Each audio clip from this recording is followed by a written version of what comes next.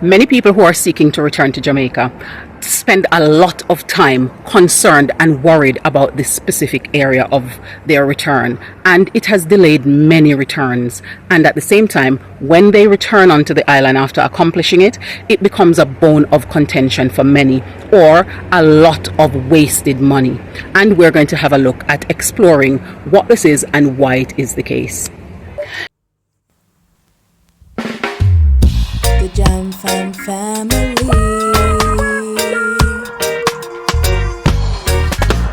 Jam Fam, come hang with me. Yeah. Hello, Wagwan. Big up yourself. Whether you're there yard or you're there abroad, welcome back to another episode of Life with the Jam Fams. So on this episode, we're going to be saying to returnee residents, if you're returning to Jamaica, avoid McMansions. So what are McMansions? They are huge, ginormous, gigantic houses perched on a piece of land, and most times not even being inhabited or being functional in the space that they are in. If you drive around Jamaica, from Beverly Hills to Treasure Beach, from Cherry Gardens to Twin Palms Estate, Caribbean Estate to Moorlands Estate, Richmond Estate to Howard Acres, Carawina Estate to Drax Hall, or Gates of Edge Hill to Stonebrook Manor, Mandeville to Santa Cruz, Montego Hills to White House, or Jacks Hill to Southfields. And you will see these illustrious houses in suburban sprawl, gated communities, subdivisions, and various style of housing developments. McMansions are a common course for many Jamaicans. However, there are so many of these houses that are simply sitting empty, unoccupied, and being a liability. When returning, consider some of the key features that would symbolize a comfort life for you upon returning to Jamaica. What are some of the things to avoid when setting up a base and building a life on the island? Many people coming back home to Jamaica after decades away, and they are looking to set themselves up in style. As such, many people buy large plots of land and build McMansions that takes up space, give a false impression of wealth, cost a fortune to maintain, and for most part sits empty for the majority of the year. This isn't just returning residents building these houses. Jamaicans on the island do the same, and there are some reasons for this, and I will share some of those. Reason number one is Jamaica's topography. The topography of the country, with its gentle sloping lands and many steep gradients, means that many people build split-level houses or three-story houses to get their houses level with the driveway or with their gardens. The second one is planning permission. Many people would rather building two townhouses or different buildings on their plot of land. However, in many parish council lots of quarter acres is limited to one building. Hence, people build ridiculously huge houses, void of proportionality or symmetry, which are rather sometimes ugly. This gives them opportunity to have multifamily homes, and sometimes where they can also earn monies from renting out some of those accommodations. The third factor, of course, is social class. Having the big house is sometimes seen as the ticket to middle or upper middle class, and people pursue that stature rather than functionality and relevance. It is up to people to decide how they want to spend their hard-earned cash, but in my view, returning residents building McMansions are simply unnecessary. They are hard to clean, they require a lot of money to maintain, and they sometimes give the wrong impression, especially when they are built in communities where they are the house that is pronounced and stand out amongst all the others that are there. Instead, build simple 2 to 3 bedroom houses to accommodate your family. Use land space for a mini homestead and exercise trail to unwind. You don't want a house that you could get lost in and that you and loved ones feel lonely occupying. So many people build mansions and within a decade pass away, and those houses sit there rotting, or family members sell them sub-market value to get them off their hands quickly. Instead, consider some more efficient and effective way to use your money so that you're able to enjoy your retirement to the fullest. And I will give some suggestion here. So for one, consider quality over quantity. Get quality workmanship, fixtures and fittings over space that feels like a museum and look abysmal. Second, consider the community that you are in. Try to blend in rather than feeling the need to stand out and above. It makes life better for you if you are able to blend in, because there's no need for you to be on a show or display. It simply makes you into a target or increase your risk. Number 3, reward yourself in retirement. You don't need to build a big house that you're going to come to Jamaica and lock away in. Instead, keep some of that McMansion money to go on a cruise, to staycation and other self-indulgence. This way, you are rewarding yourself with a great lifestyle rather than being house rich and experience poor. Number 4, a holiday home for your extended family. Don't assume that you are going to be creating space for your extended family for when they want to come on holiday, because you're not quite sure how often they will be doing that. And if they do, how many nights will they actually be in your house for you to make this grand preparation and provision for them for the remainder of the year? Instead, buy things like sofa bed or overnight beds that you can then use should you have a house full of extended family who have come by to visit for a few nights in the year. And number 5 is inheritance. Don't assume that your children and grandchildren are going to move to Jamaica if they have no interest in the country and spend your money catering for them in that way. Because the reality of the matter is, when the time comes that they should inherit the property, most likely they will sell it sub-market value just so that they can get it off their hands and use the money for things that they would want to pursue. So instead, maybe you want to put some of those money aside to help towards your end-of-life care in the event that becomes costly, thereby relieving your children of those pressures. Additionally, you could consider setting up investment funds for your grandchildren so that they can have those at a certain time when you decide that it should be released into their hands, and therefore spending that McMansion money in that way instead. If you want to have an opportunity to explore some of your living needs for when you move to Jamaica, we have a Moving to Jamaica series on this channel. We also produce some workbook guides that can help you to thoroughly plan out your return so that you can execute it well and enjoy the process once you've returned onto the island. So consider rethinking your living needs when you're returning to Jamaica and ensure that you are making decisions and choices that will add to your enjoyment of your retirement on the island and keeping yourself safe as best as you possibly can. Whether you're buying or building, try and see if you can find out information from other people who have made the move to return to Jamaica already, so that you can get some insight as to some of the things to consider as well. The feedback from those people who have already invested in our workbook guide is that it has been very helpful, informative, and they appreciate how it's guiding them through their plans. If it is something that you would also want to invest in, the link for it is in the description below. If you have questions with regards to the topics discussed in this video, please do write them in the comment section below, and we will make our best effort to come back to you with a factual and balanced response to the questions that you've asked. We look forward to reading your comments. So Eliona, I'm doing a video about houses and house sizes and how returning residents view it when they are coming back, and I just wanted to ask your opinion on the matter. So how do you compare the houses in the UK with the houses here? What do you mean? Like, what do you think about British houses to Jamaican houses? As in which one I prefer? Mm-hmm. British houses. What about them that you prefer? Well, as the nature of the country, the neighbors are more likely to be quieter, more calm and collected. Okay. So that's one. And although most of the houses are in terrace or semi-detached, it's rare that you would see a detached house. It's still quieter. They don't really get a detached house now. Okay. So in terms of the construct there, it's just the the attitude of the people in the society, whereas in the UK people are more likely to be quiet because that's just the way it is. Whereas in Jamaica, people are just likely to be noisy. People are playing their music. People are doing this, but it depends. Again, in England, normally if there's noise problems, police would be called, and most likely they would be in that situation. You know, here in Jamaica, you can't do that because police is not going to take that. They're going to say stop calling 911 because that's just a joke. So that's probably why they 119, but yeah. Oh, yeah. And that's another thing that they can get away with that situation. Yeah, because that manpower is just not going to be used on that because that's part of the society.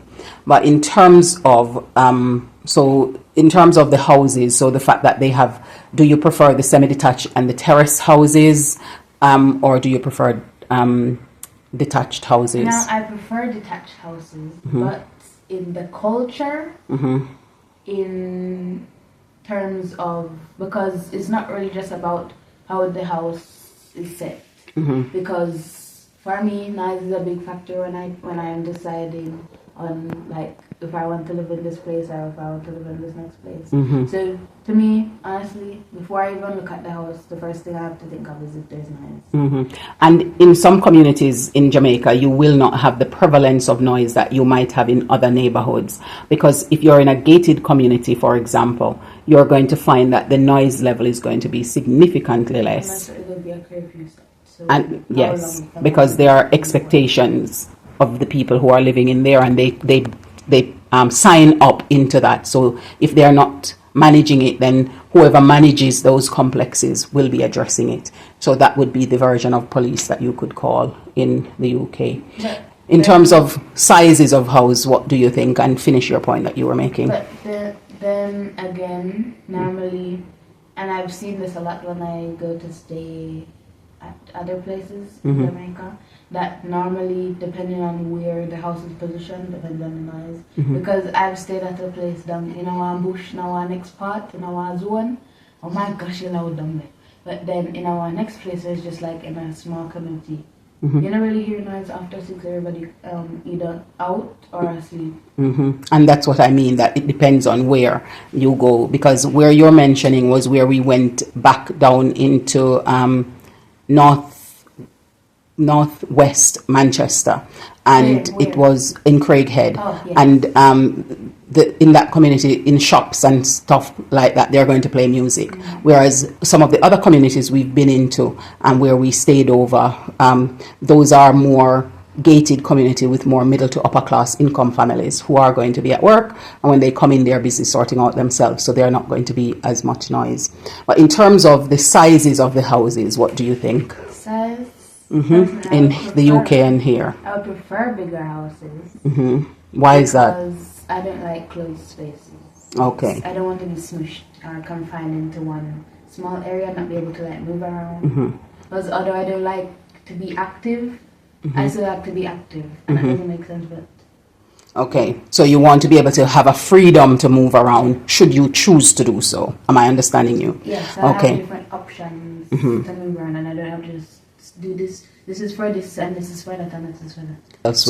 So if you were recommending to somebody, so say one of your family members was coming to Jamaica and they wanted to know whether they should buy a big house in Jamaica or they should buy a relatively sized house, so say a 2-bed 2-bath or a 3-bed 2-bath in comparison to a 5-bed 3-bath, which of those would you suggest they buy and why? Really and truly, there's many factors that can answer that. If somebody is asking me that, it has to depend on how much people you're bringing, who's living in your household, what's your financial status, and those kinds of things.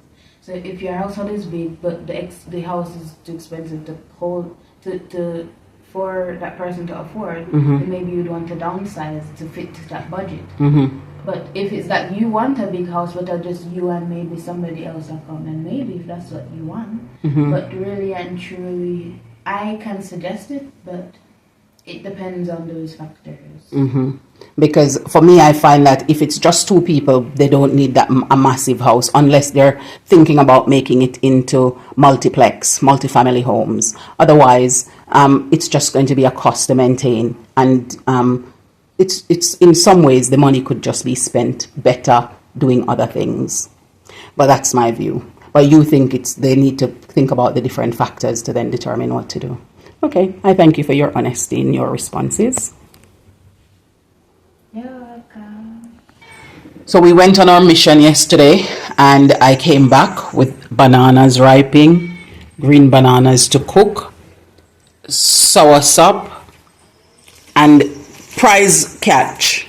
I'll show you in a second. We came back with cane. We've eaten and that's left. And look what I've got. So this one here is a banana sucker. So it's nicely, and it have some little shoots coming up on the side of it as well. And that one there is a planting. Like, I just made up my mind that I have got to get some banana and planting my own yard. And I've been wanting some for a while, but I just never get to the area where I knew I could get some. So now that was my mission. I got there, made sure I was prepared to get some because I need it. Because the price of plantains now when you go to buy them in the town is just so much. Unbelievable. So there seemed to be, a reduced supply of it, but I've got it in the bag, and we're just going to go outside and dig the ground and plant it in a little while. So it was a good outcome. Still have some sugar cane that we'll be eating later on, but I thought I'd show you. So if you just need to make sure you have enough space, yard space, and just plant up your different things and take your time, and you'll get there. Now I don't have to worry about buying. We just bought ripe banana in the supermarket earlier. Now we won't have to buy it for a little while because we have some here, and soon we won't have to buy it at all because we'll be growing our own. So it's just gradually over time getting the different things and being able to plant and use them for yourself. I've planted some scallions right off here the other day, and I came back and checked on them and they were doing fine, and only to come back now and realize that they have died for some reason.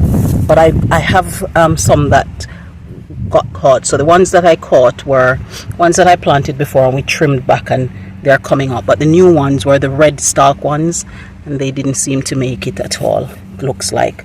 So I also planted one onion. So I don't know if this is the onion or if it's the red stalk scallion, but this one caught. So I will watch it and see what comes out of it at the end of it. This looks like it's a garlic that I had tried to catch and caught. So it's growing up there as well. So I'm just trying to catch a few things that I can.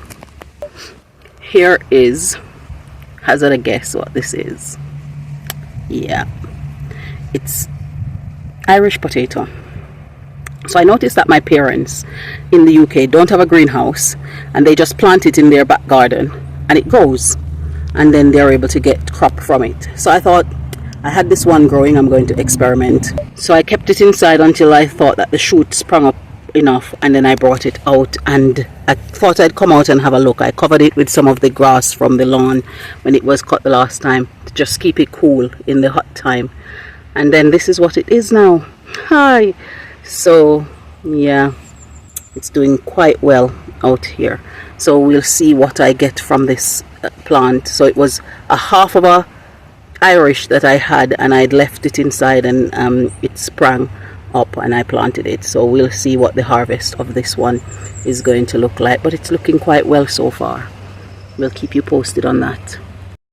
The Jam family,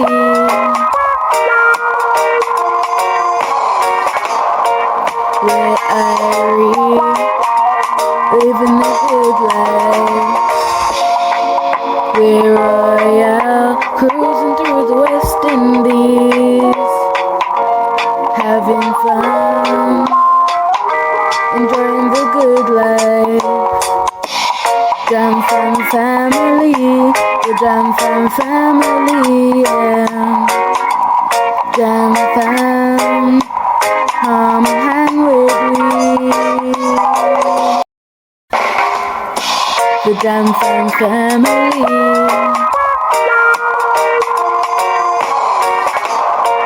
where I